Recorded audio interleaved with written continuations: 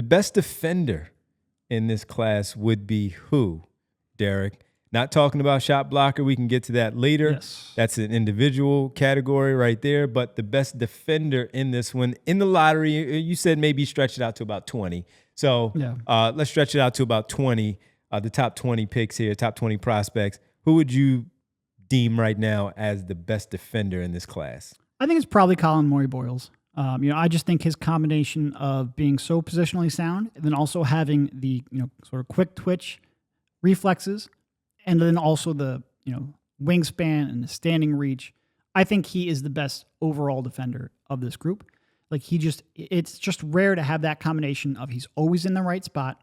He's a great communicator. He's always making second and third efforts. And also he's able to make defensive plays to sort of get you out in transition. Usually that kind of defensive playmaking comes at the expense of being positionally sound because you take gambles, and he doesn't do that. I just think, his combination, and he's strong, like physically strong. He can defend a wide range of archetypes. I think he is the pretty easy answer in there.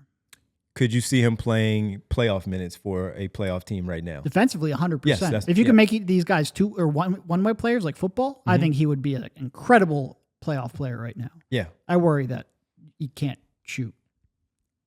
Not only They're can't leave shoot, him but he open a won't lot. shoot. Yeah, no, I worry about that. But no, I think he is, and maybe the shooting will limit how long he'd be able to play in the playoffs right now, but I think you can get 15 to 20 minutes from him right now. I think his defensive game, his understanding, his playmaking is at advance. He would come in, and I very rarely say this because I think for the most part it takes everyone, but especially big men, a little bit of time to acclimate themselves. Like there's just so much responsibility on the defensive side of the court, especially if he's going to play some small ball center where you have to be able to diagnose coverages, diagnose plays, and call that out to your defense so quickly that it's tough for a young big man to really excel at that. I think he can do that. The comparisons that he's already gotten defensively, forget about the Julius Randle stuff, but to see people talking about him like he could be, and Kyle has mentioned him, as a little bit of a Draymond Green type of clone here in the NBA. That's an impressive guy because, look, for all the people who have their concerns and their issues with Draymond Green talking, how he conducts himself on the floor, he is elite. All-time defender for what he does at that size, being able to defend 1 through 5 and how he does it. And to have those types of comparisons for a young player who, number one, was not a player that was highly ranked coming out of high school, went back as a freshman, even though he had some late first round, early second round conversation a year ago in South Carolina, to now put himself in the lottery for where we're talking about the Sixers maybe moving down if you go to 7 and you get Herb Jones in it. Could you get another guy that can't shoot?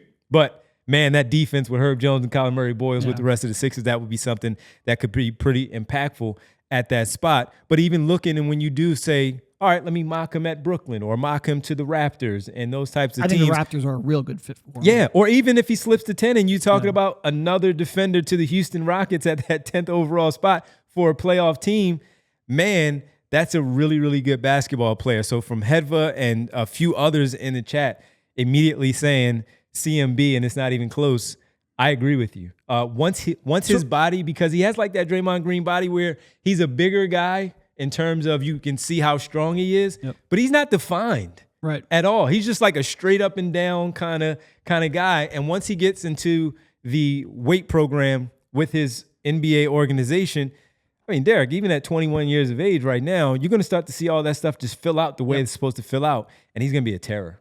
Yeah. No, I have very little doubt about his defense. The jumper terrifies me, but I have very little doubt about defense. So if we cross CMB off the board, who would be your next go-to?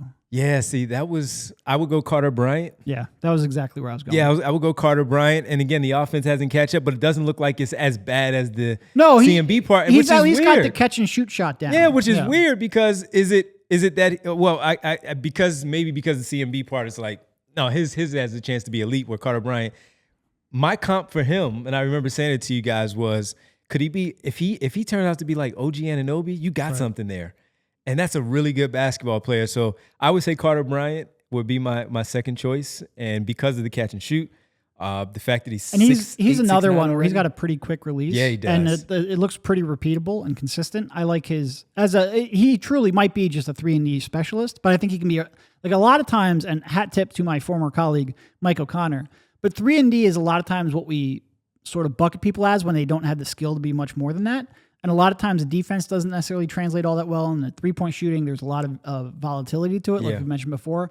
I fully believe in Carter Bryant on both the 3-point shot and the defense. And that is a really, really useful player to have on your roster. And as a guy at Arizona who would sometimes start or come off the bench, you could see, though, where other, like Caleb Love was the star of the team. He was the veteran. He was the leader of that basketball team. You could see who the one that was the lottery pick on that squad. And it was easily him. And it wasn't even close. And so I'll ask you this, because Joaquin asked us from Cherry Hill, VJ. What about VJ? Where does he fit in this? Probably would have been my third answer to this, yeah. Okay. I do think VJ can get a little bit caught gambling a little bit too much. But I think he has the ability. I mean, look, when you have, and people get on his wingspan, it's not a great wingspan at like 6'7" or whatever it is, 6'7", 6'8", somewhere in that range. But it's a good enough to be a capable perimeter defender. Combine that with his effort and his athleticism, and I think as he matures and grows, he will get through screens really well. I think he's going to be a very good defender. Maybe not quite stopper level, maybe a little more of like ball hawk, that kind of defensive player, but I think he's going to be very good. He would have been my third answer on this. Mellow 3-point in the chat says, trade back and take Carter Bryant. How far back would you be willing to go? Bringing back another player, swapping spots in the lottery from, let's say, a specific team. How early would you feel comfortable taking Carter Bryant in the lottery if you did trade back? I think on my latest big board, I had him like 12. Okay. I think 11 or 12. Yeah, I think he has a very real chance of being a lottery pick. I could see him even going as high as 10. Like, I think that archetype is really valuable. I think a lot of people really believe in him in that regard, and there's a lot of uncertainty in the later half of, there's uncertainty in pretty much the entire lottery outside of 2, which has been a theme of our show for the last month. But I certainly think in that second half, he is a known quantity and a valued commodity in a league that really desperately needs size on the wings that can both defend multiple positions and shoot. So I think he has a chance of going anywhere in that 10 to 14 range.